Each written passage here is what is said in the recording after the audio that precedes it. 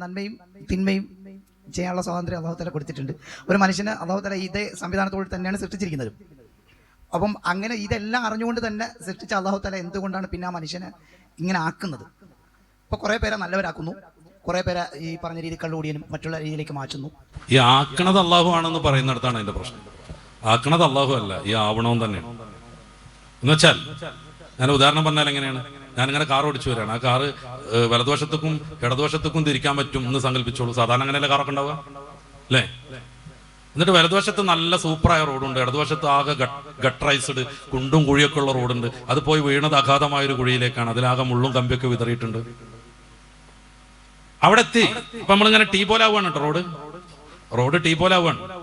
ഈ വലതുവശത്തേക്ക് പോണത് നല്ല റബ്ബറൈസ്ഡ് നല്ല അടിപൊളി ലൈറ്റ് ഒക്കെ വെച്ച റോഡാണ്.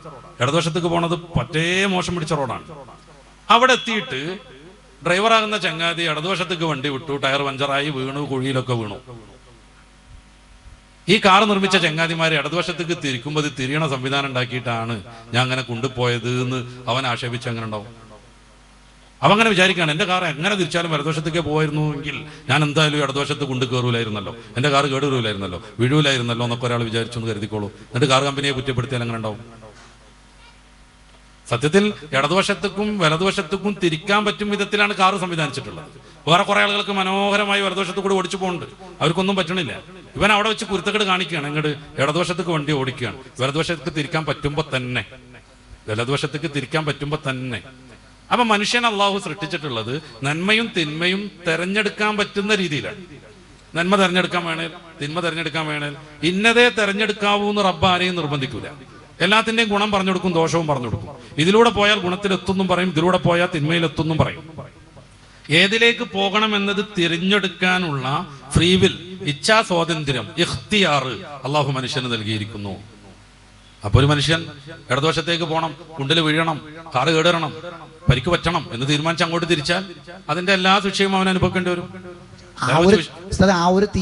ഞാൻ പറയാം, ആ ഒരു തീരുമാനം അള്ളാഹ് എടുക്കണതല്ല. അങ്ങനെ ചില ആളുകൾ മനസ്സിലാക്കിയിട്ടുണ്ട്. ഇവൻ അങ്ങോട്ട് തിരിക്കണം എന്ന് അള്ളാഹു തീരുമാനിച്ചിട്ടുണ്ട്, അങ്ങനെ അള്ളാഹു തീരുമാനിച്ചിട്ടേ ഇല്ല.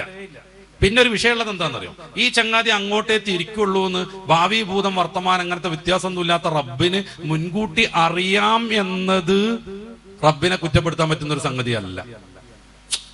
ഇന്നതേ അവൻ തെരഞ്ഞെടുക്കണം എന്നല്ല, പിന്നെ അവൻ ഇന്നത് തെരഞ്ഞെടുക്കും എന്നുള്ളത് റബ്ബിന് ഭാവി മൂലം വർത്തകാലമൊന്നും ഇല്ലാത്തത് കൊണ്ട് മനസ്സിലായി എന്നത് റബ്ബിന്റെ കുഴപ്പമല്ല.